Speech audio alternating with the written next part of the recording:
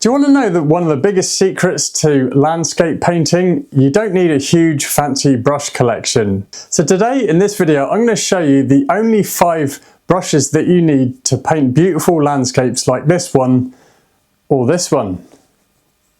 So the first brush on the list is the Bristle flat brush, and for me this is the workhorse of my landscape paintings.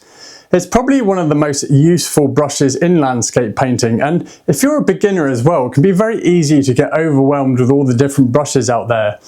So the Bristle flat brush is an easy brush to use. It's ideal for loose gestural brush marks, especially when you're blocking in a painting, but also if you want to loosen up your brushwork as well. It's really great for painting grass, clouds, trees, and really anything in a landscape painting. Now I mainly use these brushes in the initial stages when I'm blocking in a painting. Then later on as I work my painting I can then start moving to different brushes in order to create the different effects that I want in my paintings and starting to build up the details. Now then, on to the second most useful brush for painting landscapes, and that's the synthetic flat brush. So again, that flat brush shape, which is ideal for loose gestural brush marks, but also you can start getting in some details with this brush because of the synthetic hairs on the end of the brush. It meets to a nice fine point, so you can make some nice edges with it. Ideal for painting things such as rocks, buildings, mountains, anything where there's a more defined edge, but also things like tree trunks and branches as well. So this I use later on in my paintings when I'm starting to add in fine details, especially good for when you're painting things such as mountains and rocks, stones and boulders. Very good for getting some finer detail in there.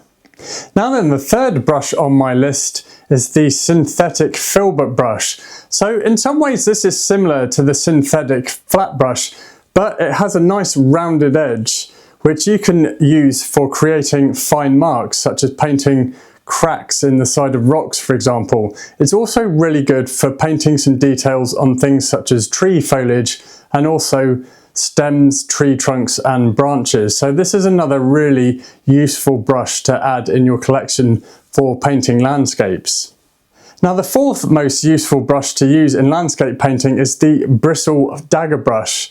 Now I don't tend to use this as much as the flat brush, but it still produces some really nice marks and is ideal, I've found, for painting things such as tree foliage and also grass as well.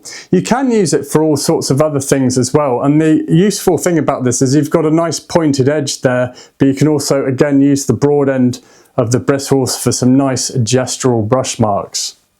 Now if you're struggling with your landscape paintings, perhaps you are having difficulty creating the artworks that you'd imagined, or you're just having difficulty with creating depth and distance in your painting, perhaps they look flat, then check out my free landscape painting blueprint. Inside I give you loads of tips for painting landscapes. I show you my whole process and it will really help you with understanding composition, tonal values, creating the lights and darks in the landscape, creating depth and distance, and also colour mixing and much more.